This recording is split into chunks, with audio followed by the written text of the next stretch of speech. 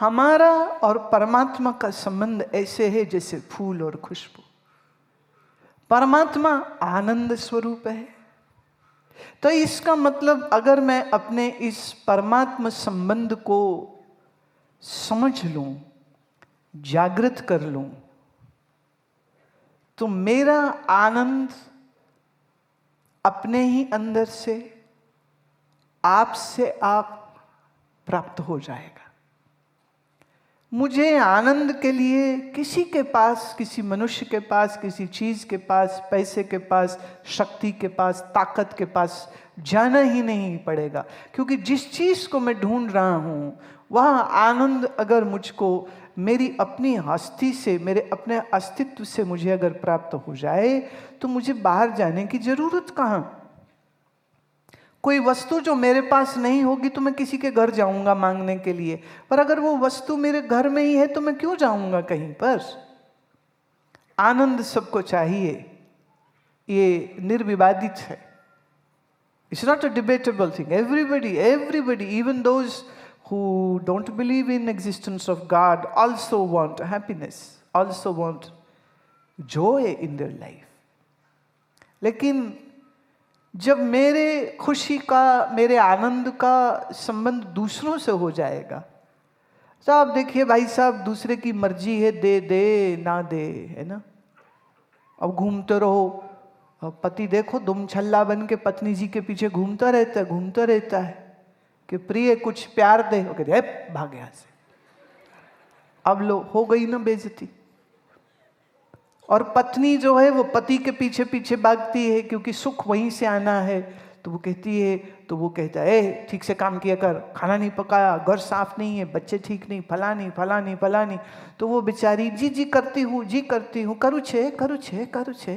वो बेचारी करू छे करती रह जाती है और वो दहाड़ता रहता है शेर की तरह, दुखी दोनों। लेकिन आप फिर इस बात को याद करिएगा, जो स्वयं आनंद स्वरूप नहीं है वो तुम्हें आनंद कैसे दे सकता है। आनंद स्वरूप परमात्मा है। इसलिए जिनने भी अपना संबंध परमात्मा से जोड़ा इन द सेंस जुड़ा तो हुआ है, पर हम भूल गए हैं, उसको पहचाना, उसको एनकैश किया, उनके पास न खुशी की कमी है, न आनंद की कोई कमी है, और निर्भीक और अभय और निर्भय होकर के वो जीते। तेरा मेरा साथ पुराना, तू दाता मैं भिखारी। भीख मांगनी हो तो ईश्वर से, किसी और से नहीं। दुख सुख कहना हो तो प्रभु से, किसी और से नहीं। दूसरों से कहोगे ना, वो बड़े चालाक है। पहले हाँ बताओ ना, बताओ क्या हुआ, बताओ क्या हुआ। अब लो जी, तुमने अपना दिल खोल दिया और उसने सारा मसाला ले लिया। अब इस मसाले पर थोड़ा और छौका लगा करके पूरी दुनिया में तुम्हारे दुख का इश्तिहार कर देंगे। आप अपना समझ के दिल खोले थे, हर वो उसी का अवसर बना करके आपकी बुराई कर देते हैं। इसलिए धोखा कई बार दुश्मन नहीं, अपने ही मित्र दे देते हैं। और एक विचारक ने कहा था कि मैं अपने शत्रुओं से नहीं, मैं अपने मित्रों से ज्यादा सावधान रहता हूं। मैं कैसे विश्वास करूं कि कौन मेरी पीठ में छुरा घोंप देगा। तो दुख हो, सुख हो, परेशानी हो, आ सकती है, मनुष्य है। तब better go to a mahatma and take their advice. उनसे परामर्श लोगे तो अच्छा मिल जाएगा। बड़ी चीज ये भी है, वो आपसे कोई फीस चार्ज नहीं करेगा। कल हम किसी के घर में थे, वो डॉक्टर है, तो मुझे कहते हैं कि बिना एक्सपेक्टेशन के हम दुनिया में कैसे काम कर सकते, पॉसिबल ही नहीं है, और एक्सपेक्टेशन रखेंगे तो दुख होगा। मैंने कहा गलत, बिल्कुल गलत। मैं आपसे बात कर रही हूं, क्या मैंने आपसे कोई फीस ली? मैं हजारों लोगों को मिलती हूं, उनकी बात सुनती हूं, क्या मैं उनसे कोई फीस लेती हूं? और वो मेरे कोई चाचे मौसे बुआ फूफा फूई तो है नहीं, कोई रिश्तेदारी तो है नहीं, लेकिन फिर भी मैं उनकी बात सुनती हूं। एक उनको ये प्यार और विश्वास है कि मैं उनको सही मार्गदर्शन दूंगी, और दूसरे मुझे उनसे प्रेम का भाव है, क्योंकि जैसे प्यारे ये माला में फूल अलग अलग पर धागा एक है, राइट। इस धागे ने सब फूलों को जोड़ के रखा है।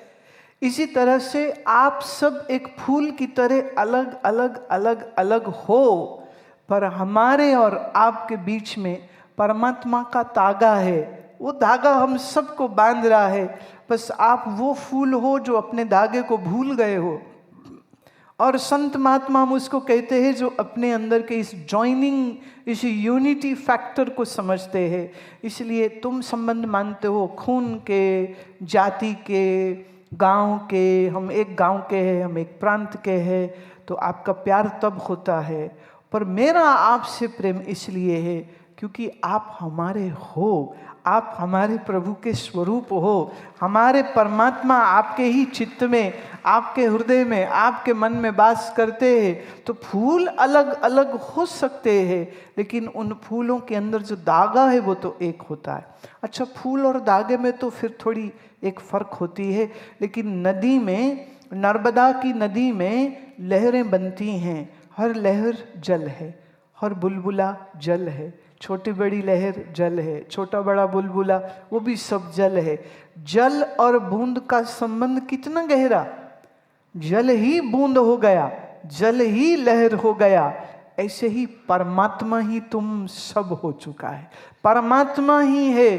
इसलिए आपके प्रति जो मेरा प्रेम है वो प्रेम देह का नहीं है, मन का नहीं है, बुद्धि का नहीं है, वो तो आत्मा का है।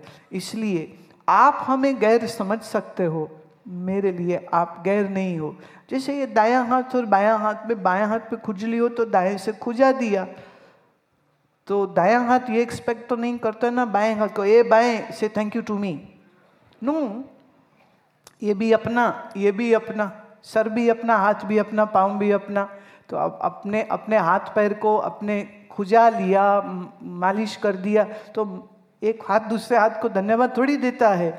ऐसे ही तुम और हम उसी ईश्वर के अवयव है, उसी परमात्मा की महान देह के हम ही हिस्से, कह सकती हूँ परमात्मा ही है। बस यह आप भूल गए हो। इसलिए एक शरीर बन के, एक मन बुद्धि बन के फिर दुखी और सुखी और असंभावनाओं में, संशयों में आप घुल जाते हो, दुखी होते हो। याद रहे, आपका और परमात्मा का रिश्ता ऐसा है जैसे जल और बूंद का है। बूंद से जल कभी अलग नहीं हो सकता, ऐसे परमात्मा तुमसे कभी अलग नहीं हो सकता। इसलिए तुम पूरी दुनिया में कहीं चले जाओ, आप कभी अकेले हो नहीं सकते हो। अगर किसी को अकेलापन लगता है, उदासी लगती है, तो बस इतना जानिए वो किसी मनुष्य में साथी ढूंढ रहे थे। और मनुष्यों में साथ ढूंढना कभी कभी मुश्किल हो जाता है। एक लड़की मुझे एक बार मिली तो वो बहुत रो रही थी। क्यों? कहती मेरी शादी नहीं हो रही। तो मैं उस समय तो उसको नहीं बोली। मैंने कहा कैसे इसको कहूँ कि हो जाएगी, तो हो सकता और ज़्यादा रोएगी। देखो 2 + 2 = 4, राइट? 4 + 4 इज, अभी आप अपने दुखों से रोते हो, फिर आपके पार्टनर के दुख सुख से, पति के दुख सुख से, उसके दुख में भी दुखी होना पड़ेगा। फिर उसका मम्मी पापा होगा, फिर उसके, फिर उनका बहन भाई होगा तो उसके, फिर उनका पूरा कुनबा है, परिवार है उनके। अभी तुम्हारे एक के दुख है, थोड़े से है, उसी में तुम घबरा रहे हो। काहे घबरा रहे हो? तो बड़ा मुश्किल है। तुम्हारा मन एक गेम बना लेता है, अगर ये चीज़ हो गई तो मज़ा, ये चीज़ नहीं हुई तो मज़ा नहीं है।